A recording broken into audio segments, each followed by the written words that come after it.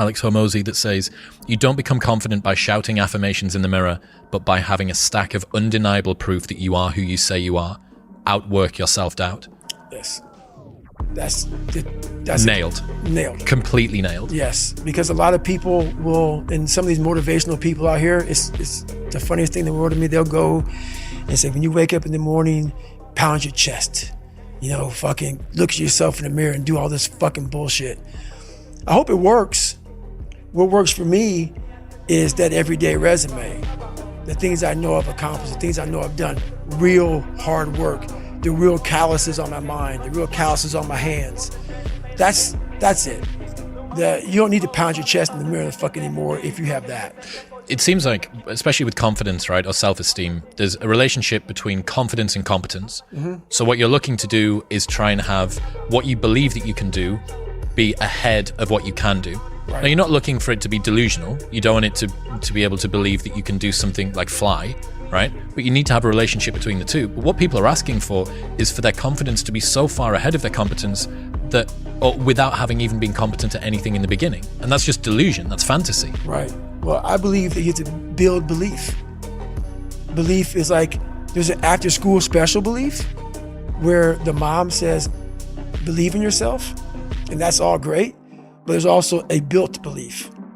And the built belief is one where you are constantly, like for me, I came from a bad place. How I build belief is through the daunting tasks I put myself through. So that's proof positive that I can. So it correlates. And that's how this piece of shit kid that I once thought I was built belief by saying, I was in 3 Hell Weeks. I went to Ranger School. I tried out for Delta Selection. Undeniable stack of proof. That is proof, motherfucker. So whenever you think you can't, confidence comes from the thing that you built. You must build belief. You must build confidence. It can't be like, hey, I'm gonna go knock that shit out. You gotta look over here and say, I can knock that shit out. It's belief, and it's built on what you put in to yourself. Another friend sent me a message this morning knowing that we had this big thing that we've been working toward for a long time today. He said, Nietzsche said, I know of no better life purpose than to perish in attempting the great and impossible. The fact that something seems impossible shouldn't be a reason to not pursue it. That's exactly what makes it worth pursuing. Where would the courage and greatness be if success was certain and there was no risk? The only true failure is shrinking away from life's challenges. Nailed that one also. 2 for 2. Nailed that one also, man. Yeah, it's that dealing with laziness and self-doubt thing, I think. And I do wonder how many people use the look in the mirror, pound the chest, stare into your eyes, say your affirmations, don't get the results, and then lose confidence. Well, that's part of it. A lot of it is limited horizons. Limited horizons are like, I use me as an example always. I came from a small town in Indiana where there was a handful of black families.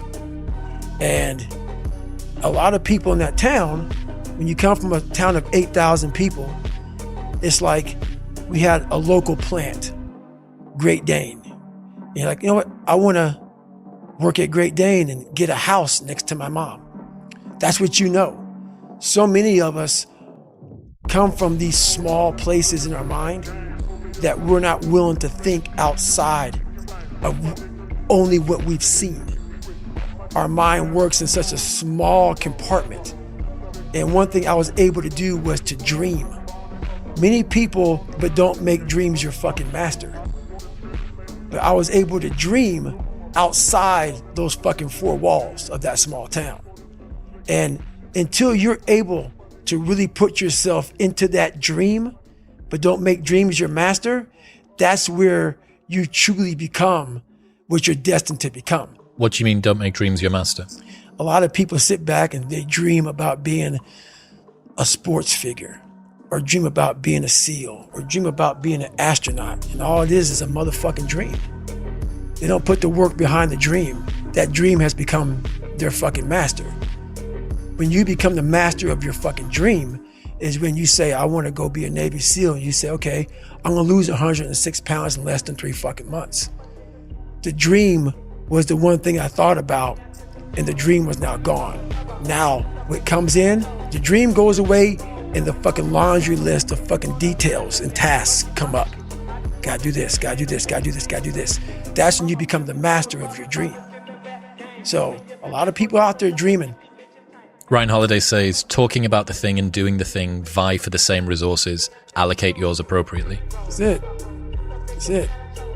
That's the way it works as well. That's the way that the brain works. You can actually get these kicks of dopamine by telling your friends about, I'm going to be a Navy SEAL. I'm going to start my training next week. It's going to be great. I'm going to feel like this. It feels good. It feels good to talk about that shit, man. It actually makes you feel good, makes you feel proud, all that shit. But guess what happens? That alarm clock goes off at 4 a.m. to train. I don't want to be a SEAL today. Or I don't want to be whatever today. I'll start tomorrow. And that's the usual pattern of people's lives. That's why I talk about clearing out the mind. Until you really want to do something, you always get be a talker. You always get run your fucking mouth.